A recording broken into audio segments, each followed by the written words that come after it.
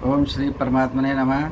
मैं प्रोफेसर हरिहृदय अवस्थी अपने पूज्य गुरुजी पंडित भगवत शरण शुक्ल जी के साथ सभी गीता प्रेमी सब्सक्राइबर्स, व्यूअर्स एवं सुधी जनों का अवस्थीज Ayurveda anatomy yoga and spirituality channel पर हार्दिक स्वागत करता हूं। जो नए व्यूअर्स हैं कृपया चैनल को सब्सक्राइब कर लें और बेल आइकन दबाएं, जिससे जो भी नए वीडियो हमारे हैं वो आप तक पहुंच सकें।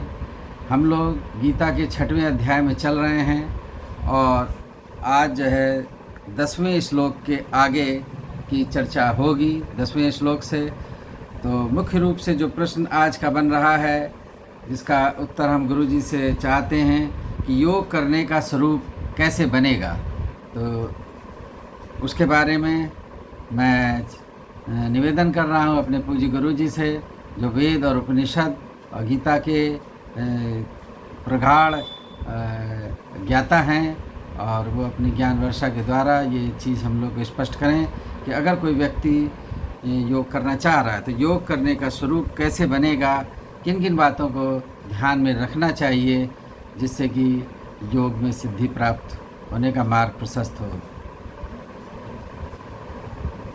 नमोऽस्त्वनन्ताय सहस्रमूर्तये सहस्रपादाक्षि शिरोर्बाहवे सहस्रनाम्ने पुरुषाय शाश्वते सहस्रकोटि युगधारिणे नमः।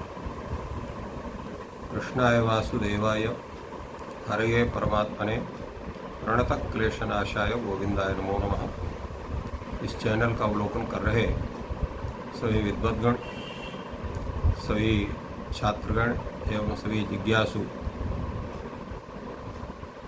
सज्जन वृंद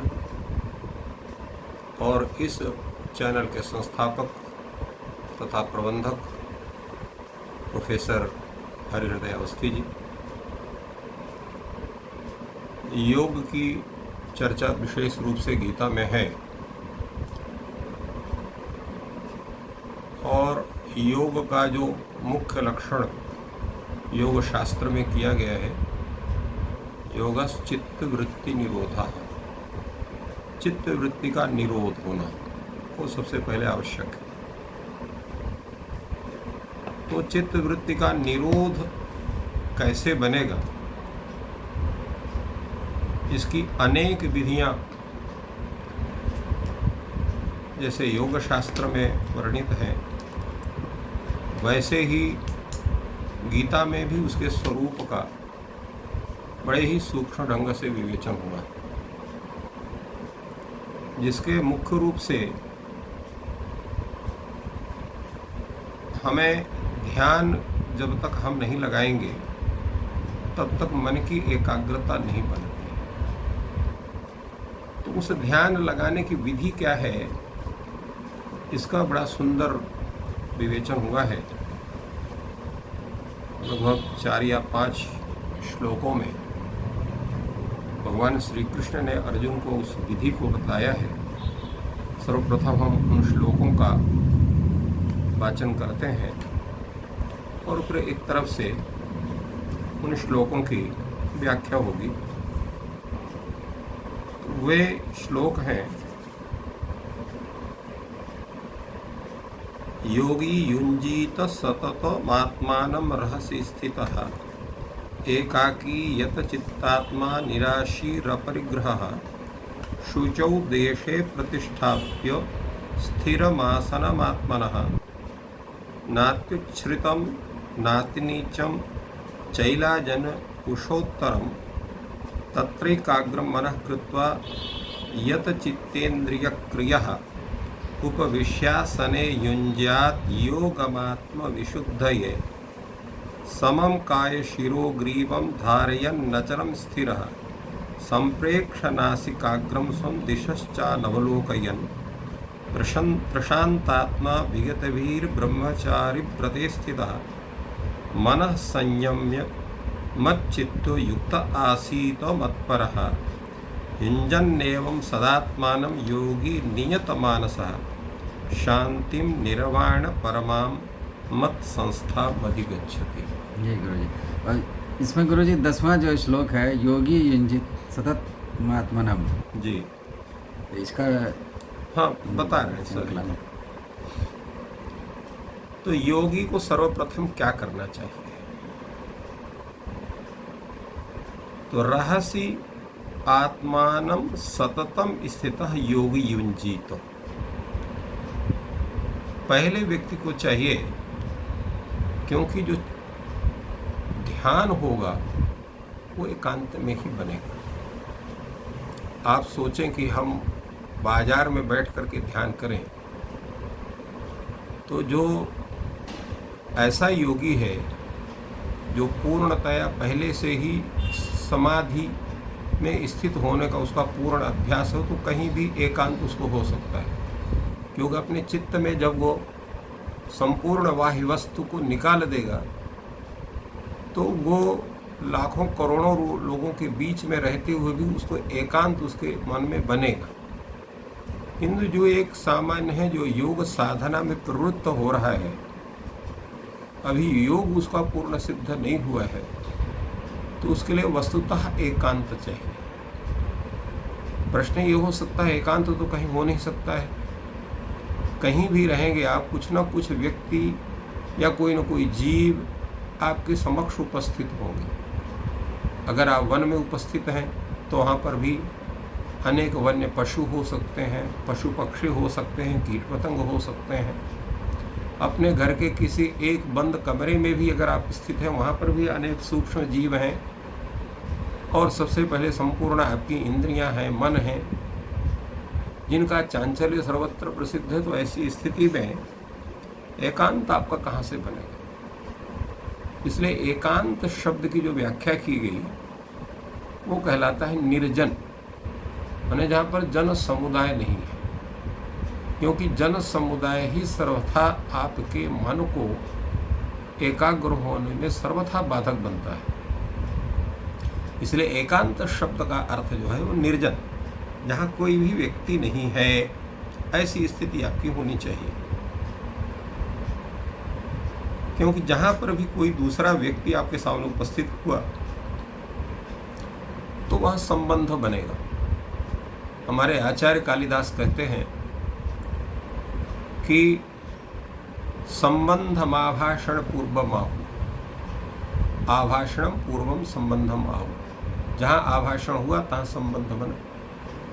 तो दो व्यक्ति रहेंगे तो आपस में किसी न किसी रूप में वार्तालाप होगा, संबंध बनेगा। संबंध बनेगा तो अनेक प्रकार की वहाँ पर वार्ताएं होंगी और मन का जो एकाग्रता है वो तुरंत भंग हो जाएगी। इसलिए निर्जन शब्द के लिए कहा है, एकांत शब्द के लिए कहा है। तो सर्वप्रथम व्यक्ति को क्या होना चाहिए? एकांत में होना चाहिए। दूसरा क्या है? उस व्यक्ति को निराशी ही, अर्थात किसी भी अवस्था में किसी भी प्रकार की उसको आशा नहीं होनी चाहिए कि हमको ये चाहिए, हमको वो चाहिए, ये चीज़ हमें अच्छी लगती है, वो चीज़ हमें अच्छी लगती है, वह व्यक्ति हमें नहीं चाहिए। तो आशा जो है वो दोनों तरफ की होती है। अपने को जो अच्छा नहीं लगता है उसके अभाव की आशा, और जो अच्छा लगता है उसकी प्राप्ति की आशा। तो सर्वथा आशाओं का त्याग होना चाहिए। जो आपको दूसरे भाषा में कहें नेगेटिव एंड पॉजिटिव, दोनों प्रकार की इच्छाओं का त्याग होना चाहिए। फिर उसके साथ साथ में अपरिग्रह। अपरिग्रह का तात्पर्य यह है कि जितने भी हमारे लिए अत्यंत आवश्यक हैं, जो हमारे संपूर्ण शरीर के लिए, हमारे इंद्रियों के लिए, हमारे अन्य जनों के लिए जितनी भी वस्तुओं की आवश्यकताएं होती हैं, उनकी वस्तुओं के ममता या उनका संग्रह या उनके उपयोग की भावना वो हमारे अंदर नहीं होनी चाहिए। अर्थात हम किसी भी वस्तु को प्राप्त करने की आशा भी हमको ना हो, तो वो व्यक्ति अपरिग्रह कहलाए। क्योंकि जब तक आपके अंदर किसी भी वस्तु की चाह बनी हुई है तो उसके प्रति ममता होगा, मन का भटकाव होगा, इंद्रियों की व्याकुलता बढ़ेगी और मन में शांति नहीं उत्पन्न हो सकती। इसलिए अपरिग्रह का स्वरूप होना चाहिए। दूसरे क्या है कि एकांत भी है, परंतु उसमें भी एकाकी होना चाहिए। अर्थात आपके अतिरिक्त किसी दूसरे व्यक्ति की उपस्थिति नहीं होनी चाहिए। और तब जब आप योग करते हैं, ध्यान लगाते हैं, तो उसके आप अधिकारी बनते हैं। और जब अधिकारी बनते हैं तो ऐसी अवस्था में आपका जो अंतःकरण है वो शुद्ध बनता है। तो इसलिए पूर्ण रूप से अंतःकरण की शुद्धि होना जरूरी है, क्योंकि जो आपका आत्म तत्व है निरंतर उस परमात्म तत्व में ही उपस्थित हो, अन्यत्र न हो। और दूसरे इन्होंने कहा कि सततम युंजीत, लगातार, जिसको कहते हैं कि जो है बिना किसी भी रुकावट के। तो जब ये स्थिति आपकी बनती है तब आप जो है उस योग साधना को, ध्यान साधना को आप कर सकते हैं, क्योंकि आपका जो चित्त है वो आपके बस में तब होगा, उसके पहले बस में नहीं हो सकता है।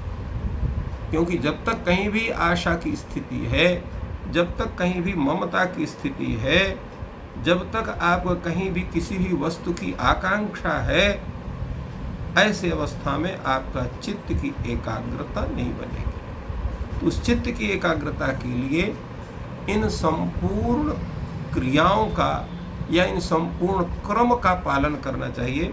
सर्वप्रथम आपको किसी आशा रहित होना, इसके बाद अपरिग्रह अर्थात किसी भी वस्तु के प्रति ममता या संग्रह की उपस्थिति न होना। दूसरे, आपका ध्यान लगाने की पूर्ण स्थिति आपकी बनना, एकाकी होना, एकांत में स्थित होना, और साथ साथ जो है आपका जो अंतःकरण है उसकी शुद्धि होना। जब इतनी स्थितियां बनेंगी तभी आप जो है निरंतर उस ध्यान क्रिया में लगेंगे, और तभी आपकी इस योग क्रिया में संलग्नता बन सकती है। उस परमात्मा तत्व में आपकी जो स्थिति है वो पूर्ण रूप से बन सकती है। तो तब आप यत चित्तात्मा बनेंगे और तभी आप योग साधना के उपयुक्त बन सकते हैं। अब प्रश्न ये उठता है कि योग आप करेंगे तो क्या खड़े खड़े करेंगे, कि बैठ के करेंगे, कि पड़े होके करेंगे? हमारे यहाँ योग शब्द से तात्पर्य केवल योग आसन से नहीं है। योग की जो ध्यान है, क्योंकि ध्यान, धारणा, समाधि आदि अनेक प्रकार के जो अष्टांग योग हैं उसमें ध्यान का जो है बहुत बड़ा महत्व है, जिसके माध्यम से व्यक्ति अपने चित्त को, अपने आत्म तत्व को पूर्ण रूप से शुद्ध करता है। इसलिए उसके आसन होना चाहिए। आसन कहने से कैसे होना चाहिए, किस जगह होना चाहिए? इसमें भगवान ने कहा शुचौ देशे आत्मनः स्थिरम आसनम प्रतिष्ठाते। पवित्र देश होना चाहिए। पवित्र देश का तात्पर्य क्या है? तो पवित्र देश का तात्पर्य है कि जहाँ पर सत्व गुण की पूर्ण स्थिति बने। सत्व गुण की स्थिति हम कहाँ देखते हैं? प्राय हम देखते हैं कि हम किसी देवालय में जाते हैं, वहाँ पर जाने पर हमारा ध्यान होता है, या किसी पवित्र नदी जैसे गंगा है, यमुना है, नर्मदा है, गंगा है, कभी कावेरी है, इन ऐसे पवित्र नदियों के तट पर बैठ कर के हम साधना करते हैं तो हमारी पवित्र बुद्धि बनती है। किसी हम ऐसे पवित्र तीर्थ स्थान में जाते हैं, वहाँ पर हमारी स्थिति बनती है। तो जितना अधिक से अधिक वो पवित्र देश जहाँ सत्व गुण का वातावरण सर्वथा अधिक है, उस देश में जा कर के हमें साधना करने से अधिक लाभ होता है। दूसरे, हमारा जो आसन है वो स्थित होना चाहिए, परंतु आसन का स्वरूप क्या होना चाहिए? तो उस पर भगवान ने कहा कि सबसे पहले कुशा होना चाहिए, कुशा के ऊपर मृगचर्म होना चाहिए, मृगचर्म के ऊपर जो है शुद्ध वस्त्र, रेशमी वस्त्र होना चाहिए। तो इन सब को बिछा करके, और आसन ऐसा हो बहुत ऊंचा ना हो, आपने बड़ी लंबी चौड़ी चौकी लगा दी है 4-5 फीट की, वो भी ठीक नहीं है। आसन का तात्पर्य है कि आसन आपका जो भूमि है, और भूमि से और आसन की दूरी बहुत दूर नहीं होना चाहिए।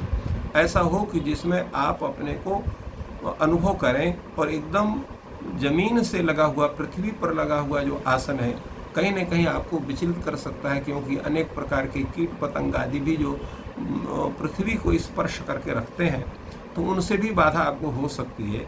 इसलिए भगवान ने कहा न बहुत ऊंचा होना चाहिए, न बहुत नीचा होना चाहिए, एक सामान में, अर्थात जहाँ पर आपको बैठने पर पूर्ण रूप से जो है आप अपने को सही रूप में अनुभव करें। आप वहाँ पर किसी भी प्रकार का कष्ट का अनुभव आपको ना होता हो, क्योंकि शारीरिक जब कष्ट होगा तब भी आपका ध्यान नहीं लग सकता है। तो ध्यान लगाने के लिए ही कहा। दूसरे जो इन्होंने कहा, नात्युच्छ्रितम नातनीचम चैलाजिन कुशोत्तर, चैल अजिन और कुश उत्तरोत्तर। तो कुश को पहले इन्होंने, क्योंकि कुश जब पृथ्वी पर रखा जाता है तो कुश अत्यंत पवित्र होता है, एक प्रकार की विशिष्ट ऊर्जा कुशा से निकलती है। इसके बाद हम मृगचर्म रखते हैं। अब मृगचर्म कैसा होना चाहिए? तो ऐसा नहीं है कि आप किसी मृग का शिकार करें या किसी शिकार करवाएं, फिर इसके बाद उसके जो है चमड़े का आसन बनवाएं, ऐसा नहीं। जो स्वतः अपनी आयु पूर्ण होने पर ऐसा जो मृग है, जो जिसकी मृत्यु हो चुकी है, और उसका जो चर्म है, उस चर्म, क्योंकि उस चर्म में भी एक प्रकार की सात्विक ऊर्जा होती है, जिस पर बैठने से व्यक्ति का जो मस्तिष्क है वो पूर्ण से शांत होता है, उसमें सत्व गुण की उद्भावना अधिकाधिक होती है। इसके अनंतर वस्त्र को बनाए।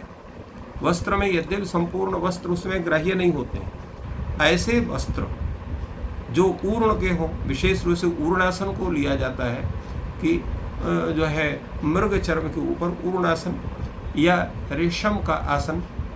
तो ये जो आसन है, कपास का आसन, वो उतना उचित नहीं होता है, इसलिए कपास से निर्मित आसन की अपेक्षा आप ऊर्णासन का प्रयोग कर सकते हैं, या जो है रेशमी वस्त्र का जो आसन है उसका उपयोग कर सकते हैं। तो उस आसन में जब आप बैठेंगे तो सत्व गुण की उद्भावना अधिक होगी, रजोगुण और तमोगुण की जो उद्भावना है वो या तो दबेगी या पूर्ण रूप से उसका अभाव होगा। तब आपको उस परमात्मा में पूर्ण रूप से ध्यान होगा। क्योंकि ध्यान करने के लिए भी आपको इन पवित्र आसनों की आवश्यकता होती है। तात्पर्य यह है कि जिस तरह का आपका आसन होगा उसी तरह की ऊर्जा उस आसन से निकलेगी, और आपके जो है वो गुदा भाग से और आपके जो है पैरों के भाग से होकर के वो आपके मस्तिष्क तक को प्रभावित करेगी। एक तदर्थ आसन सिद्धि को बताया जाता है कि आसन किस तरह से आपका होना चाहिए, जैसे भगवान ने आसन का वर्णन किया। और जब उस आसन में आप स्थिर होकर के बैठते हैं तो सबसे पहले आपको क्या होना चाहिए? तो भगवान कहते हैं तत्र एकाग्र मनः कृत्वा, मन को एकाग्र बनाना चाहिए। एकाग्र का मतलब क्या है? केवल एक परमात्म तत्व में ही मन की स्थिति हो, उस परमात्म तत्व के अतिरिक्त कहीं भी मन की स्थिति नहीं होनी चाहिए। और फिर जो आपके चित्त है, इंद्रियां हैं और उनसे संबंधित जितनी क्रियाएं हैं वो भी जो है नियमित होनी चाहिए, वो भी आपके अनुसार होना चाहिए। ऐसा नहीं है कि इंद्रियां अपने विषय को प्राप्त करने के लिए पहुंच जाएं और उस परमात्मा तत्व के चिंतन में उनका अभाव हो जाए। अर्थात मन, चित्त, अहंकार और आपकी संपूर्ण जो 5 कर्मेंद्रिय, 5 ज्ञानेंद्रिय हैं, वो सब आपके वश में, अर्थात जो आप करना चाहते हैं उसमें उनका पूर्ण रूप से योग हो।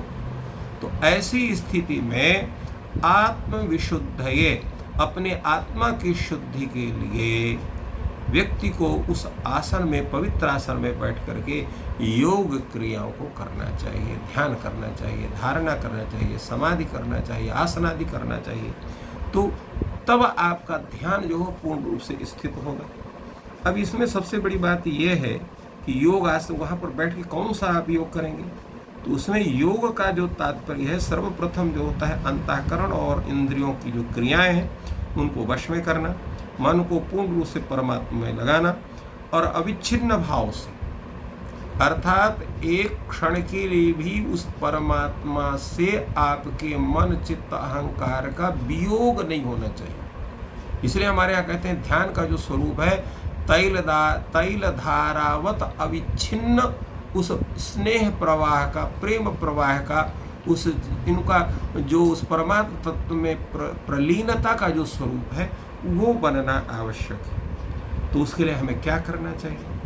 उसके लिए भगवान ने कहा, पहले आपको जब आप सुखासन में बैठते हैं या पद्मासन में बैठते हैं तो समम काय शिरो ग्रीवम, शरीर और जो मेरुदंड है वो आपका जो है गुदा भाग से लेकर के और शिरोभाग तक जितना है आपका है वो एक समान होना चाहिए, माने सम रेखा में होना चाहिए।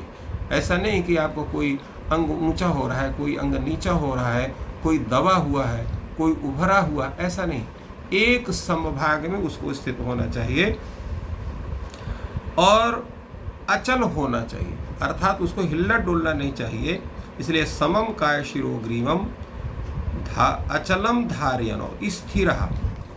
और दूसरे स्वम नासिकाग्रम संप्रेक्ष, अपने नासिका के अग्रभाग को, जिसकी चर्चा पहले भी आई हुई है, तो अपने नासिका के अग्रभाग का जब हम अवलोकन करेंगे और उसी में परमात्मा तत्व को स्थित करेंगे या दोनों भावों के बीच में उस परमात्मा तत्व का उसका चिंतन करते हैं और दिशाश्चानवलोकन, जो संपूर्ण दिशाएं हैं उनके तरफ हमारी दृष्टि कदापि नहीं जाना चाहिए। अगर किसी भी प्रकार की हमारी दृष्टि अगर कहीं किसी चली गई तो इंद्रियों की जो स्थिति अत्यंत प्रबल होती है। अगर कहीं विषय की तरफ कोई भी इंद्रिय गई तो आपका ध्यान भंग हो जाएगा, ध्यान पुनः नहीं लगेगा। तो इस कारण से ध्यान की स्थिति तभी बन सकती है जब इतनी स्थिति हो, क्योंकि जब आपका शरीर समभाग में स्थिर होगा, साथ साथ में आपका मन स्थिर होगा, बुद्धि आपकी स्थिर होगी, चित्त स्थिर होगा, आपकी जो आँखें हैं वो केवल नासिका के अग्रभाग और दोनों भवों के बीच में ही उनकी दृष्टि बनती है, तब किसी भी दिशा का अवलोकन नहीं होगा। जब दिशाओं का अवलोकन नहीं होगा तो इंद्रियों के विषयों में तो जो है आपके नेत्र भी नहीं जाएंगे, साथ साथ आपका मन भी नहीं जाएगा, चित्त भी नहीं जाएगा, अहंकार की भी स्थिति भी नहीं बनेगी, तब आपका ध्यान स्थित बनेगा। फिर उसके लिए क्या करना है? प्रशांतात्मा, अत्यंत प्रसन्न भाव होना चाहिए, क्योंकि खिन्न भाव होने पर परमात्मा तत्व का चिंतन नहीं बन सकता है। इसलिए आप देखते हैं कि जो योगी होते हैं या बहुत बड़े साधक होते हैं, बहुत बड़े विद्वान होते हैं, जिन्होंने आत्म तत्व का सम्यक चिंतन किया है, हमेशा मुस्कुराते रहते हैं, प्रसन्न बदन हमेशा रहते हैं। उसका मुख्य कारण यही है कि वो किसी भी प्रकार का जो नेगेटिव पॉइंट है उस पर सोचते ही नहीं है। जो भी नकारात्मक वस्तु है उस पर ध्यान उनका जाता ही नहीं है, और वो जो नेगेटिव चीज़ है उसको भी वो पॉजिटिव देखते हैं, अर्थात उसको भी वो सकारात्मक स्वरूप ही उनको दिखाई पड़ता है। तो जब ये स्थिति होती है, और विगत भी भय नहीं होना चाहिए किसी भी, क्योंकि जब आप उस परमात्म तत्व के शरण में आ जाते हैं तो आपको कहीं भी भय नहीं होता है। जैसे कोई व्यक्ति, बहुत छोटा सा बच्चा है, कोई उसको डांटता है तो माँ से लिपट जाता है, माँ के प्रति उसका इतना विश्वास होता है कि सर्वथा माँ मेरी रक्षा करेगी, मेरी पिता मेरी रक्षा करेंगे, पिता के रहते माँ के रहते मेरा कोई भी कुछ नहीं बिगाड़ सकता है। इसी तरह जो परम पिता है, परम माता है, इसलिए हमारे यहाँ सबसे पहले जो ध्यान होता है त्वमेव माता च पिता त्वमेव त्वमेव बंधुश्च सखा त्वमेव, ये कहा जाता है वो परमात्मा हमारा माँ भी है, पिता भी है, बंधु भी है, सखा भी है, द्रव्य भी, सब कुछ वही है। तो जो उस परमात्मा के प्रति हमारा जो अच्छा भाव होता है तो हमको संसार की जितने भय हैं वो समाप्त हो जाते हैं, किसी से हमको डर नहीं होता है। दूसरे क्या है? ब्रह्मचारी व्रते स्थिता, ब्रह्मचारी व्रत आपको होना चाहिए, अर्थात पूर्ण रूप से आपका जो है इंद्रियों का चिंतन नहीं होना, इंद्रियों के विषयों का चिंतन नहीं होना है, परमात्म तत्व का निरंतर चिंतन होना है, और किसी भी प्रकार का जो ब्रह्मचर्य के बाधक तत्व है उनका चिंतन नहीं होना है, क्योंकि जब उसका चिंतन आपका नहीं होगा तो आपका शरीर का जो ओज है, जो तेज है, वो जब सुरक्षित रहेगा तो ध्यान लगाने में भी आपको सरलता होगी और ध्यान आपका वो अबाधित स्वरूप में रहेगा। इस पर मन का संयम करना और मत चित्ता, जिसके विषय में बार बार भगवान कह रहे हैं कि अपना जो चित्त है, मन है, वो सब आप मेरे में ही लगाइए। जब आपका चित्त पूर्ण रूप से वो ईश्वरमय हो जाएगा और उसमें पूर्ण रूप से ईश्वर स्वरूप में अपने को आप प्राप्त करें, जिसको वेदांती लोग कहते हैं अहम ब्रह्मास्मि इत्याकार की स्थिति होती है। माने जो ब्रह्म का चिंतन करते करते आप और ब्रह्म दोनों अलग वस्तुएं हैं, इसकी प्रतीति ही समाप्त हो जाए, तब वो मत परह ये शब्द का स्वरूप बनेगा, अर्थात ब्रह्ममय स्वरूप आपका बनेगा, ब्रह्ममय चिंतन करेगा। श्रीमद् भागवत में आया है कि जब गोपियां भगवान श्री कृष्ण का चिंतन करती थीं, तो श्री कृष्ण का चिंतन करते करते करते कृष्णमय होकर के वो राधे राधे बोलने लगती थी। जैसे भगवान श्री कृष्ण राधे राधे बोलते हैं, क्योंकि राधा उनको अत्यंत प्रिय है।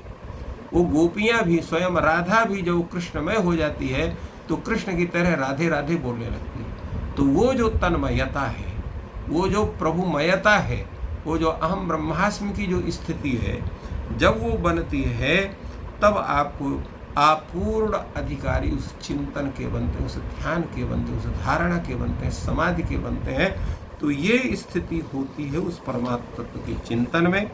और जब इतनी बड़ी आपकी स्थिति हो गई, इतना स्वरूप आपका जब बन गया, तो इस तरह से जो योगी उस निरंतर उस आत्मा को मैंने जो है अपने मन, उस इंद्रिय इत्यादि को पूर्ण रूप से जो है संयमित करके और निरंतर उस आत्मा का चिंतन करता है, तो परम शांति को, परम निर्वाण को, उस परमात्मा में स्थित होकर के जो उस परमानंद की जो पराकाष्ठा है, जिसको हम लोग ब्रह्मानंद कहते हैं, जिसमें आनंदों की जो व्याख्या एक दिन की गई थी, कितने प्रकार के आनंद होते हैं, मनुष्य का आनंद क्या होता है, मनुष्य गंधर्व का आनंद क्या होता है, देवताओं का आनंद क्या होता है, ब्रह्मा का आनंद क्या होता है। इन सब आनंदों से बढ़ करके जो परमानंद और ब्रह्मानंद का जो स्वरूप है, वो आनंद की पराकाष्ठा है। आनंद की पराकाष्ठा वही है, उस परमात्मा तत्व को छोड़ करके विश्व के जितने भी दूसरे तत्व हैं उनकी प्रतीति होवे न करे। उस परमात्मा तत्व से रहित किसी भी का चिंतन जब नहीं होगा, तब आपको वह परम निर्वाण, परम शांति आपको प्राप्त होगी। तो ये योग क्रिया की ये अत्यंत उत्तम ये स्थिति है, जो एक अत्यंत जिसका योग सिद्ध हो गया है, उसी को ये परम शांति प्राप्त कर हो सकती है। दूसरा व्यक्ति केवल कह तो सकता है, सुन भी सकता है, किंतु जब तक उसका उस रूप में उन क्रियाओं को पालन करके अपने जीवन में संपूर्ण गीता के इन वचनों को जब तक अभ्यास के द्वारा उतारता नहीं है, तब तक वो उस परमानंद की जो पराकाष्ठा है, जिसको हम ब्रह्मानंद शब्द कहते हैं, आत्मानंद भी कहते हैं, उसको प्राप्त नहीं कर सकता है। इसलिए इन प्रक्रियाओं को करके उस पूर्ण रूप से परमात्मा तत्व में अपने को लीन करके और परमात्मा तत्व के स्वरूप में ही अपने को प्राप्त करने की साधना एक प्रत्येक योगी को करना चाहिए। तो भगवान ने इस तरह से योग साधना के स्वरूपों का, क्रम का पूर्ण रूप से विस्तार और पूरे जो है प्रायोगिक स्वरूप को लेकर भगवान ने चिंता किया है। तो अगर कोई भी साधक जब उस रूप में प्राप्त करता है, तो वो भी जिसको कहते हैं कि जो है वो मुक्तावस्था, उस मुमुक्ष की मुक्तावस्था वही है, वो जीवन मुक्त हो जाता है, जीते हुए भी वो मुक्त होता है। तो वो अवस्था इस रूप में प्राप्त हो सकती है। ये भगवान का कथन है। तो बहुत ही सुंदर विवेचन गुरुजी ने किया, और जैसा कि उन्होंने अभी बताया कि इसकी एक प्रायोगिक अवस्था है।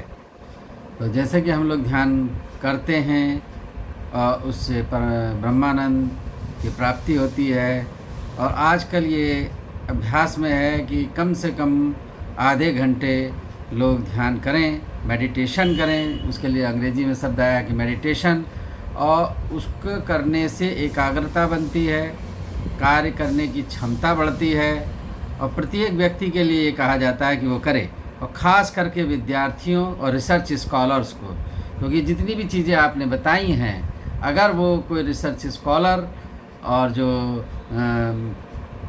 व्यक्ति हैं जो कर्म में श्रेष्ठता चाहते हैं वो करेंगे, तो निश्चित रूप से अधिक फल और प्राप्त कर पाएंगे अपनी क्षमता के अनुसार, और उससे उन्हें संपूर्ण फल मिलेगा। ये हमारा मानना है, और इसीलिए जो है सारे के सारे योगी और संस्थाएं ये कहती है कि कम से कम, और आजकल तो जो है कंपनीज़ जो सर्विस दे रही हैं वो भी आधे घंटे और 1 घंटे योग और ध्यान को प्रेफर कर रही हैं और वो फ्री ऑफ कॉस्ट व्यक्तियों को करा रही हैं, जिससे कि वर्क का आउटपुट बढ़ जाता है। जो व्यक्ति इन चीज़ों को करता है तो उसका वर्क का आउटपुट बढ़ जाता है, तो ऐसा मानना है सभी का। और बहुत ही सुंदर विवेचन हुआ और एक एक पॉइंट को गुरुजी ने बहुत ही क्लियर किया। अब मैं गुरुजी से प्रार्थना करूंगा कि वह 2 मिनट में लगभग जो संक्षिप्त आज जो चर्चा हुई है उसके बारे में योगी जनों को बताएं। जैसा कि अभी आपको इन सभी योग क्रिया के क्रम को बताया गया, तो सर्वप्रथम यही है कि आपको अपने चित्त, अहंकार, मन, बुद्धि सबको पूर्ण रूप से अपने वश में करना चाहिए, नियमित करना चाहिए और एकाकी होकर एकांत में इस ध्यान की साधना करना चाहिए। संपूर्ण आशाओं से, संपूर्ण ममता से आपको अपने को अलग करें, किसी पवित्र देश में उपस्थित हो करके और सुंदर आसन की परिकल्पना करें जो न बहुत न ऊंचा हो न बहुत नीचा हो, और जिसमें जैसे बताया गया कुशा और मृगचर्म और जो है वस्त्र में भी बतलाया गया कि विशेष रूप से पूर्णासन या रेशम वस्त्र का उसके ऊपर होना चाहिए। और अपने मन को एकाग्र करके अपने इंद्रियों के जो विषय हैं, क्रियाओं को पूर्ण रूप से उनको एकाग्र करके आसन में बैठ करके अपने आत्मविशुद्धि के लिए उस ध्यान योग करना चाहिए। जिस ध्यान योग की साधना में आपका जो मेरुदंड है वो सिर तक पूरा एक समान होना चाहिए, कहीं भी इधर उधर नहीं होना चाहिए और अचल अपने मन को करना चाहिए। अपने जो है नासिका के अग्रभाव को देखते हुए संपूर्ण दिशाओं को बिल्कुल भी ध्यान न देते हुए अत्यंत प्रसन्नता भाव से निर्भय हो करके ब्रह्मचारी व्रत में स्थित हो करके मन का संयमन करके और उस भगवत चिंतन में पूर्ण रूप से तत्पर हो करके और वो ध्यान क्रिया करना चाहिए। और साथ साथ में इस प्रकार से जो व्यक्ति नियत मन वाला, मन अर्थात पूर्ण रूप से मन को बस में, क्योंकि मन की बस के विषय में बहुत चर्चाएं आ रही हैं, क्योंकि मन ही सबसे बड़ा चंचल है, इसके लिए भी आगे चर्चा होगी। तो ऐसा व्यक्ति जो निरंतर उस आत्मचिंतन में स्थित होता है, परमात्मा चिंतन में स्थित होता है, उस परमात्मा मय हो जाता है, तो वह उस परमानंद स्वरूप परमात्मा को प्राप्त करता है। तो अगर आपको ये चर्चा पसंद आ रही है और आपके ज्ञान की वृद्धि हो रही है तो आप इस चैनल को सब्सक्राइब करें और अपने मित्रों में शेयर करें, व्हाट्सएप से और टेलीग्राम, फेसबुक, ट्विटर और इंस्टाग्राम के माध्यम से, जिससे कि ये जो निःशुल्क और निस्वार्थ भावना से, निष्काम कर्म भावना से ज्ञान गुरुजी दे रहे हैं वो सब तक पहुँचे और सभी लाभान्वित हो सकें। सबका साथ, सबका विकास, निःशुल्क निष्काम कर्म भावना से सबके लिए ज्ञान मिल सके। तो इसी के साथ मैं सबको धन्यवाद देना चाहूँगा। Thank you.